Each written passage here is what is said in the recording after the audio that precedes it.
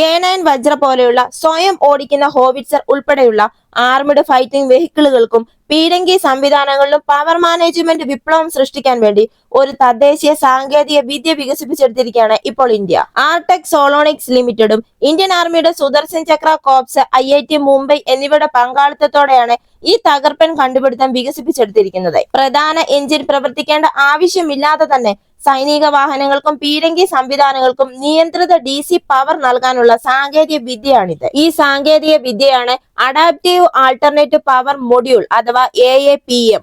പ്രവർത്തനക്ഷമതയിലും ഇന്ധന സംരക്ഷണത്തിലും കാര്യമായ നേട്ടങ്ങൾ നൽകിക്കൊണ്ട് പവർ ഓൺബോർഡ് സിസ്റ്റങ്ങളിലേക്ക് പ്രധാന എഞ്ചിൻ ഓണാക്കേണ്ടതിന്റെ ആവശ്യകത ഇത് ഇല്ലാതാക്കുന്നു.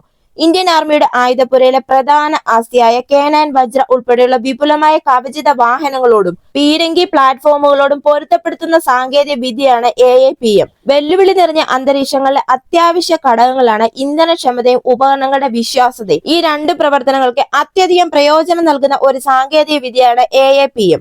ഈ സാങ്കേതിക വിദ്യ ഉപയോഗിക്കുന്നത് മൂലം ആധുനിക യുദ്ധ സാഹചര്യങ്ങളിലെ നിർണായക നേട്ടങ്ങൾ, പ്രത്യേകിച്ച് വൈദ്യുതി ഉൽപാദനത്തിനുള്ള പ്രധാന എഞ്ചിനിലുള്ള ആശ്രയം കുറയ്ക്കുന്നതിലൂടെ ഈ സാങ്കേതിക വിദ്യ ശാന്തമായ പ്രവർത്തനങ്ങൾ, അതുപോലെ തന്നെ കുറഞ്ഞ ചൂട് എന്നിവ ഉറപ്പാക്കുന്നു. കൂടാതെ +60°C മുതൽ -30°C വരെയുള്ള തീവ്രമായ താപനിലയിൽ പ്രവർത്തിക്കാൻ ഇത് രൂപകൽപ്പന ചെയ്തിരിക്കുന്നു. ഇത് മരുഭൂമികൾ മുതൽ ഉയർന്ന ഉയരമുള്ള പ്രദേശങ്ങൾ വരെയുള്ള വിവിധ ഭൂപ്രദേശങ്ങളിൽ വിന്യാസത്തിന് അനുയോജ്യമാണ്. ഇന്ത്യയുടെ ആത്മനിർഭർ ഭാരത് സംരംഭവുമായി സഹകരിച്ചാണ് ഇപ്പോൾ ഈ സാങ്കേതിക വിദ്യ വികസിപ്പിച്ചെടുത്തിരിക്കുന്നത്.